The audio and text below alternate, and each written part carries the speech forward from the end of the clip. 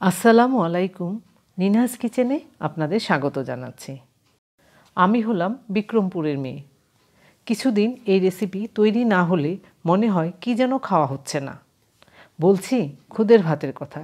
হ্যাঁ বন্ধুরা, অসম্ভব মজার সুস্বাদু একটি রেসিপি। এভাবে প্লেটে সাজিয়ে যাকেই দিবেন সে আর কথা বলার সময়ই পাবে না।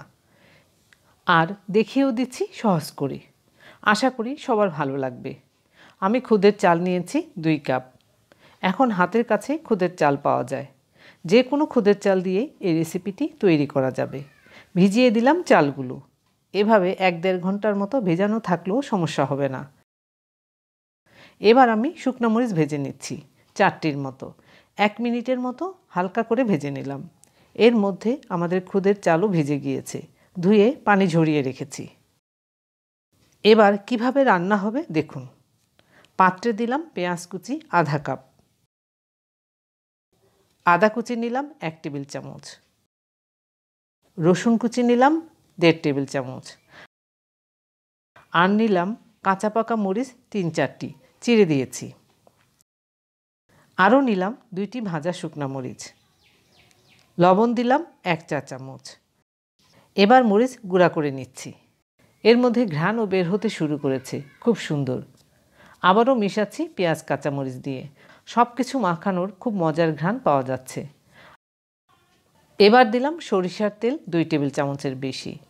সরিষার তেল দিয়ে মাখানোর কারণে কীরকম ঘ্রাণ পাচ্ছি তা আর নাই বা বললাম। আপনারাই তৈরি করে আমাকে জানাবেন। পানি ঝরিয়ে রাখা খুদের চাল দিয়ে দিলাম। এখন কাজ হলো খুব ভালো করে মেশানো। এই মাখানো কাজটি একটু সময় নিয়ে করতে হবে। শুধু মাখাবো তা নয়, এই মাখা থেকেই অসাধারণ ঘ্রাণ বের হবে। বের হচ্ছে ঘ্রাণ। মনে হচ্ছে এখনই খাওয়া শুরু করে দিই। 3 কাপের বেশি পানি দিলাম। এই পানিতেই হয়ে যাবে। যেহেতু খুদের চাল ভাঙা তাই সেদ্ধ হতে সময় লাগবে না। চুলা ধরিয়ে দিলাম, ঢেকেও দিলাম। দেখতে পাচ্ছি এখনও ফুটে ওঠেনি। তারপরও নেড়ে দিলাম। এবার ভালোভাবেই ফুটে উঠেছে।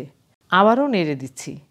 এইরকম হাতে মাখা খুদের ভাত যে কোনো ভর্তা দিয়ে অসাধারণ লাগবে, তার বলার কিছু নেই।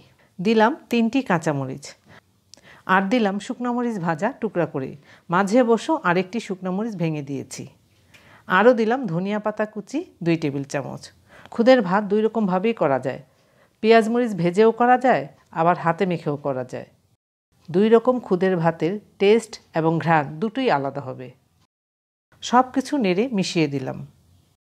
এবারে কাজ হলো দমে দেওয়া, তাই দিলাম 10-15 মিনিটের জন্য। দেখে নিশ্চয়ই বুঝে গিয়েছেন। হ্যাঁ বন্ধুরা, হয়ে গিয়েছে।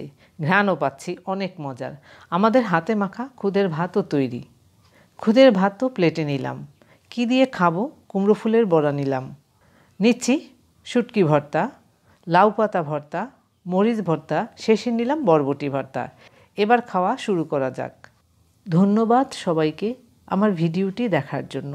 আপনারা ভালো থাকবেন সবাই।